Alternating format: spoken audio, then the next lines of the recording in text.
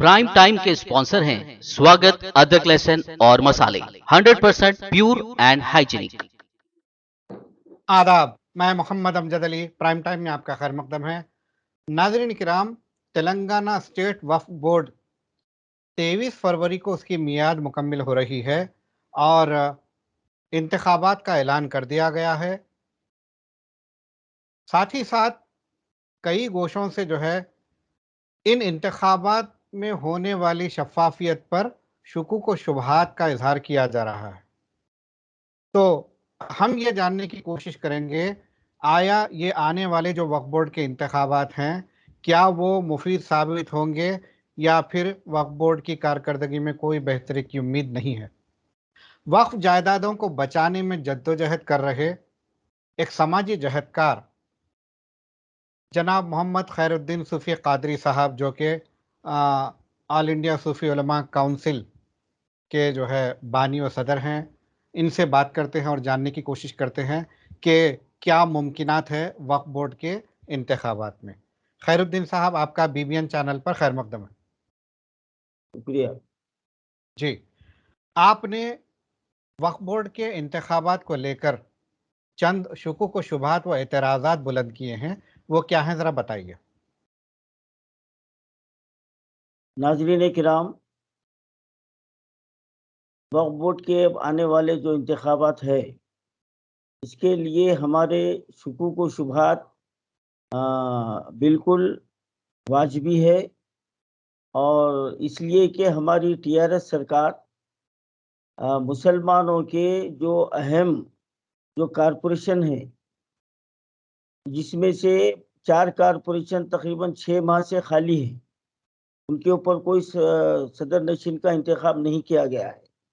अब यहाँ वक्फ बोर्ड के लिए अब जो मौजूदा जो सुपुर्दोश हुए हैं मोहम्मद सलीम साहब, जिनको पहले इनको वक्फ बोर्ड से हटा दिया गया था क्योंकि एमएलसी का इनका वक्त ख़त्म हो चुका था, तो फिर ये हाई कोर्ट से रुजू होकर दोबारा फिर जो ना चेयरमैन जो ना हासिल किए।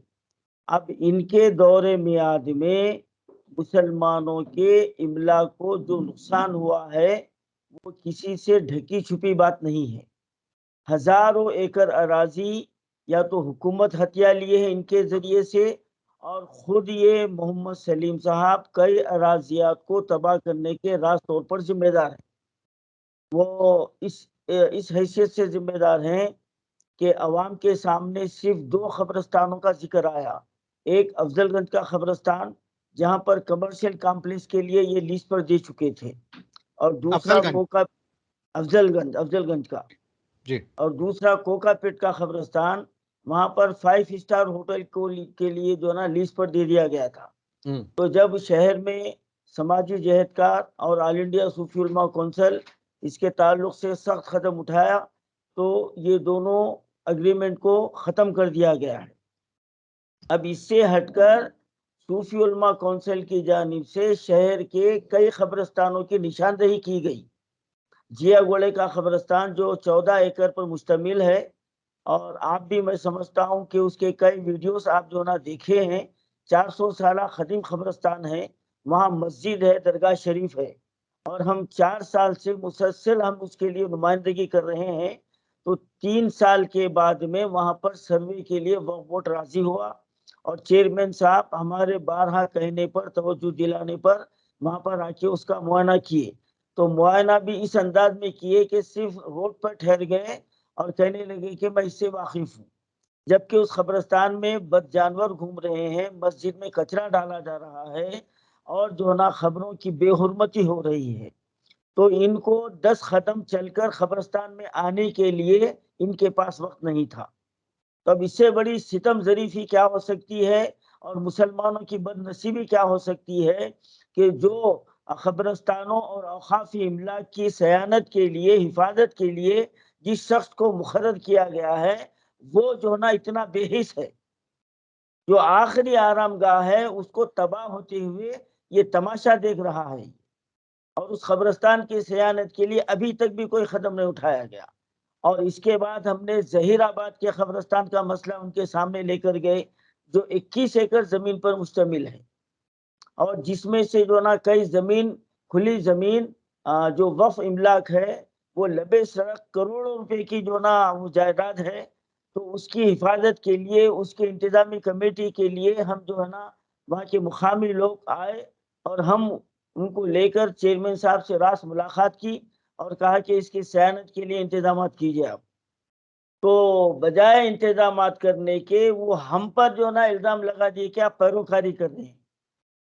اور یہ ان کا یہ رویہ یہی رہتا ہے کہ پہلے یہ ملا کے جو ہے نا یہ خریب بلا کر ان کو جو نا لالچ دیا جاتا ہے.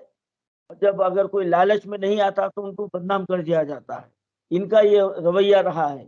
اور اس کے کئی آپ کو ثبوت یہ ملیں گے کہ ہمارے شہر کے کئی اخبارات میں اب یہ عالم ہو گیا ہے کہ ان کے خلاف کوئی نیوز بھی نہیں چھپتی. اور ہم کئی مرتبہ نیوز وقف بورڈ کے خلاف ہم دیے ہیں. میں اخبارات کا نام نہیں لیتا میں، لیکن اب یہاں پر سیدھا جو نا ان کو تاکید کر دی گئی ہے. اب کس طریقے سے تاکید کی گئی ہے وہ تو ان کا ضمیر جانتا ہے، اللہ جانتا ہے. تو اتنا یہ لوگ انہوں جو نا اپنا میدان ہر مخالف کا انہوں میدان صاف کرتے گئے اور جو ان کے جھانسے میں نہیں آئے ان کو بدنام کرنا شروع کر دیا یہ، اور اپنے اثر و رسوخ کو استعمال کرتے ہوئے ہمارے خلاف کیسز بھی بک کیے. اور جب ہم ٹنگی چلے کا مسئلہ اٹھایا ہم نے 2573 ایکڑ زمین ہے کہاں جو پر؟ ایک چنگی چلا جہاں پر فلیٹر ہاؤس ہے، جی 2573 ایکڑ زمین ہے. اور وہ زمین نبی قادری رحمت اللہ علیہ کے تحت ہے جو حسین عالم میں تھی. آج وہ درگاہ شریف کا پتہ نہیں ہے. اور وہ تمام 2500 ایکڑ زمین ان کے دور میعاد میں 2004 میں جب یہ چیئرمین تھے ٹی ڈی پی کے دور حکومت میں، اس وقت گزٹ سے اس کو نکال دیا گیا. 89 کی گزٹ میں اس کا ذکر ہے، اب 95 اور 2005 کی گزٹ میں اس کا ذکر نہیں ہے. تو یہ اتنا بڑا کام یہ بذات خود بھی کیے ہیں اور یہ حکومت کی مدد سے کیے ہیں، کیونکہ 2500 ایکڑ زمین کوئی معمولی نہیں ہوتی، معمولی نہیں ہوتی. کروڑوں اربوں روپے کی جائیداد ہے. آخر وہ گئی کہاں؟ اور ابھی حال ہی میں 2 مہینے 3 مہینے پہلے مولا علی کے پاس 40 ایکڑ زمین کا مقدمہ وقف اٹھا چکا ہے. اور یہ ججمنٹ آیا ہے کہ 89 کی گزٹ میں ہے، لیکن 95 اور 2005 کی جو گزٹ جاری ہوئی ہے اس کا تذکرہ نہیں ہے. تو جج صاحب جو ہے نا یہ ججمنٹ دیے ہے کہ 2005 کی گزٹ میں اس کا ذکر لے کے آئیے، پھر اس کیس کی سنوائی ہوگی، مقدمہ خارج. نقصان کس کا ہوا؟ مسلمانوں پرانے کا. گزٹ کو ماننے تیار نہیں ہے کورٹ؟ نہیں، تیار نہیں ہے، کیونکہ ان کا وکیل مخالف وکیل جو نا نیا گزٹ داخل کر رہا ہے کورٹ میں. بتائیے اس کے اندر ہے کیا؟ تو یہ گیم کھیلا جا رہا ہے، یہ مسلمانوں کے ساتھ یہ گیم کھیلا جا رہا ہے. اور یہ ان کا ضمیر جانتا ہے چیئرمین صاحب کا. خیر چیئرمین تو ہے نہیں انہوں، جو مسلمانوں کے املاک کو تباہ برباد کر دیے ہیں انہوں. اور آپ سن کے تعجب کریں گے، روزانہ 2 سے 3 کروڑ روپئے یہ وکیلوں کو فیس دی جا رہی ہے. اب آپ پوچھیں گے اس کا ثبوت کیا ہے؟ تو اب یہ محمد سلیم کی بدنصیبی سمجھیے کہ میں ان کے چیمبر میں بیٹھا ہوا تھا، میرے سامنے فون پہ بات کرے کہ 2 کروڑ روپے روز کی فیس دی جا رہی ہے. تو آخر کون سا 2 کروڑ روپے کی کون سی پیروی ہو رہی ہے؟ روز 2 کروڑ، ماہانہ 60 کروڑ روپئے جو عدالتوں میں وکلا کو دی جا رہی ہے. تو پھر ہم کو وقف بورڈ کو فائدہ کیا ہو رہا ہے؟ اس کا کیا حاصل ہو رہا ہے اس کا؟ اور پھر سینٹر سے جا کر اوقافی جائیدادوں کی صیانت کے لیے بلکہ 200 کروڑ روپے محمود علی صاحب منظور کرا کے لا لیے. کہاں ہے پیسہ؟ ہو کون سی املاک کی حفاظت کی گئی؟ کون سے قبرستانوں کی حفاظت کی گئی ہے؟ اور اہم بات یہ ہے کہ وقف بورڈ میں نچلی سطح سے لے کر اوپر تک کا پورا عملہ رشوت خور ہے. ایک فائل ان کے ٹیبل سے بغیر رشوت کے نہیں ملتی. ابھی 1 مہینہ پہلے 9 وقف بورڈ کے ملازمین رشوت لیتے ہوئے رنگے ہاتھوں پکڑے گئے. اور چیئرمین صاحب کو وہ ویڈیو بتایا گیا تو وہ بلا کے اس کو ڈانٹ ٹپٹ کر کے پیسے واپس کراتے انہوں، لیکن اس عہدیدار کے خلاف کارروائی نہیں کرتے. کیوں نہیں کرتے؟ پورے عہدیداروں کو معلوم ہے کہ یہ خود 100 ایکڑ زمین انہوں جو ہے نا وقف بورڈ کی تباہ کر چکے ہیں، اپنے رشتہ داروں کے نام پہ کرا چکے ہیں یہ. اور ادھر ان کا یہ دعویٰ ہے کہ میں 5 پیسے نہیں لیتا. ارے سامنے سے آپ 5 پیسے نہیں لیتے، پیچھے سے کروڑوں روپے جو ہے نا مسلمانوں کے برباد کر رہے ہیں آپ. ہاں، کروڑوں روپے برباد کر رہی. اسی طریقے سے امام موذنین کی جو تنخواہیں مشاہرے جو اعزازی آ رہے ہیں اس میں بھی دھاندلی ہو رہی. ہم نشاندہی کیے اس کے اندر، تو اس کی اصلاح کرنے کے لیے تیار نہیں ہے. اور پھر بات یہ ہے کہ جو وقف بورڈ کے اراکین میں اکثریت جو ہے نا پیروکاری میں لگے ہوئے ہے.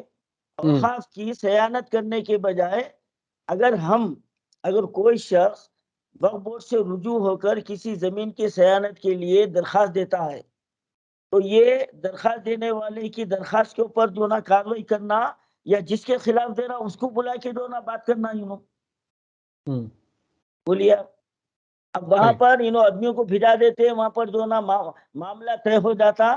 اب جو پھرنے والا ہے بیچاروں کو پھراتے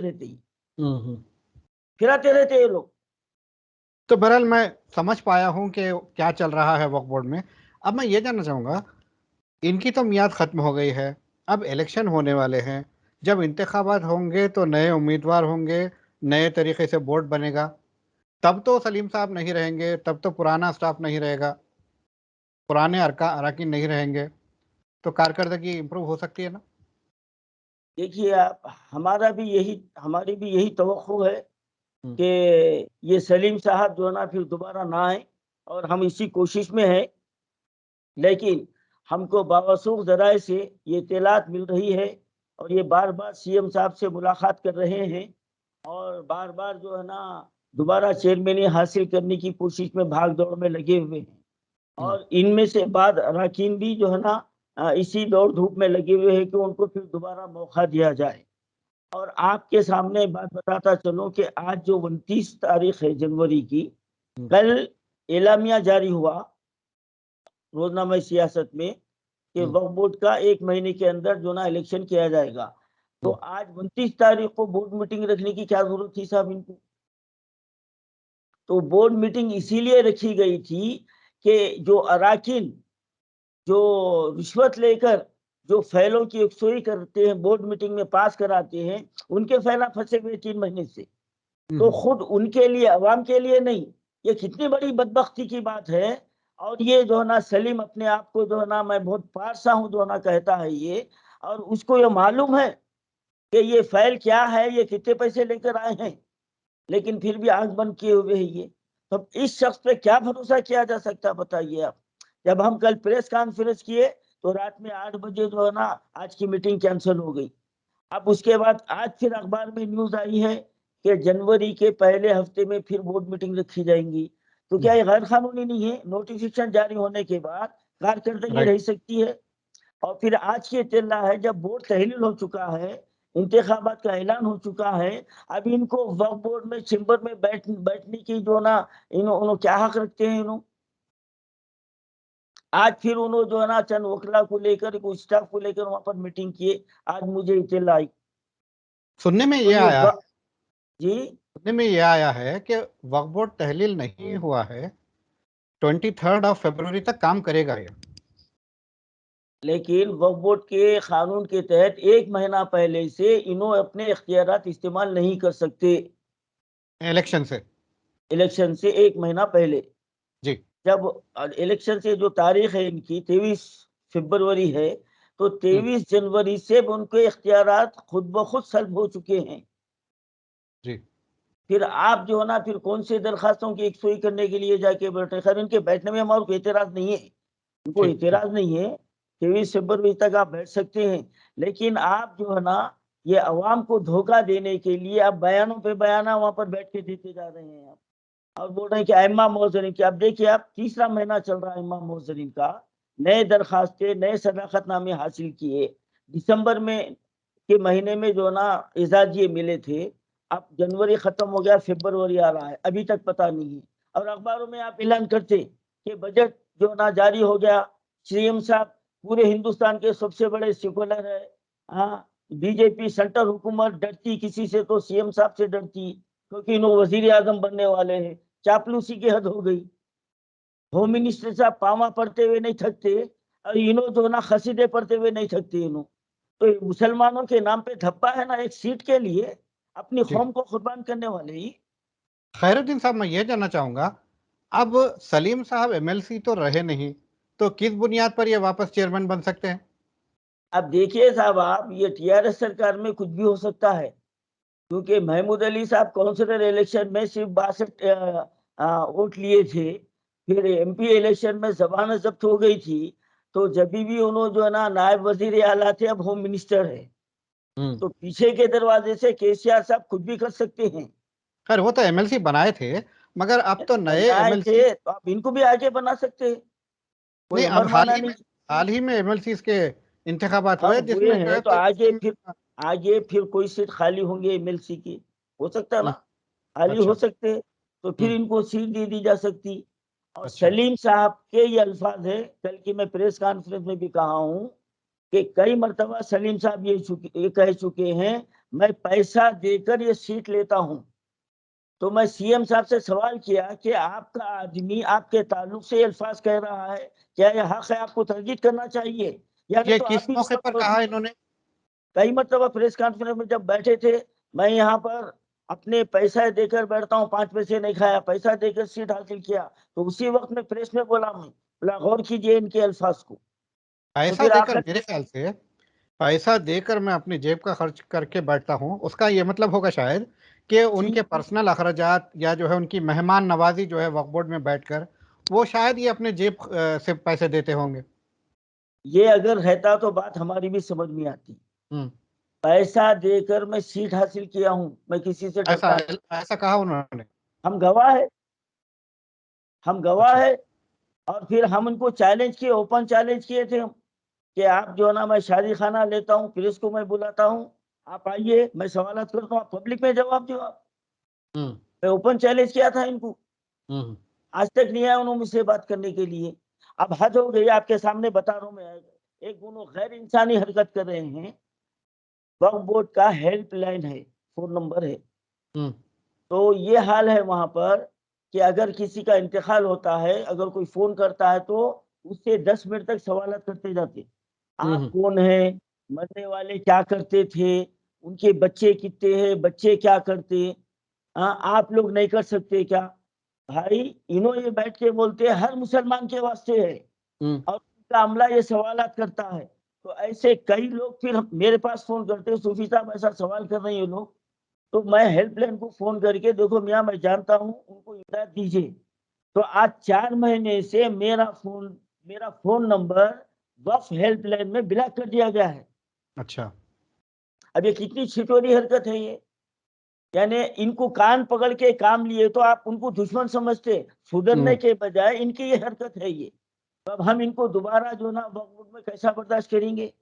کوئی مسلمان برداشت نہیں کرتا. اگر کے سی آر صاحب یہ جو نا بےخوفی اگر کریں گے تو اس کا تو خمیازہ ان کو 23 میں بھرنا پڑے گا.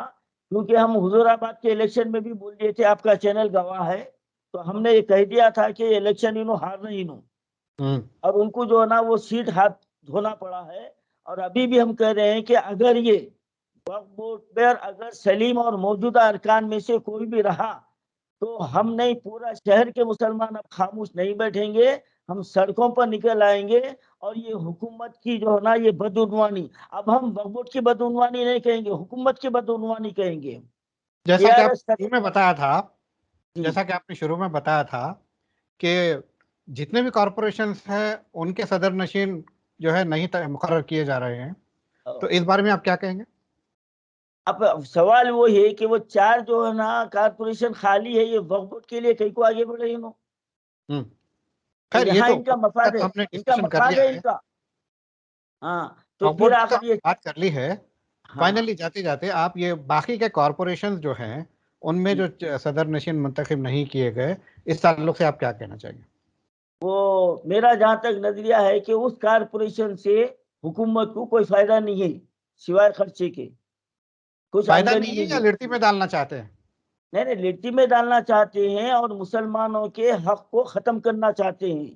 جی اب ابھی انہوں نے اعلان کیا کہ ہر سرکاری اسکول میں انگریزی تعلیم ہوں گی، تو اردو کو بالکل یا ختم کر دیا جا رہا ہے. ہاں اب ریزیڈینشل اسکول بھی ختم ہو جائیں گے، اور ریزیڈینشل اسکول بھی جو ہے نا دینی مدارس کے اوپر ایک وار کے طور پر انہوں نے شروع کیا تھا.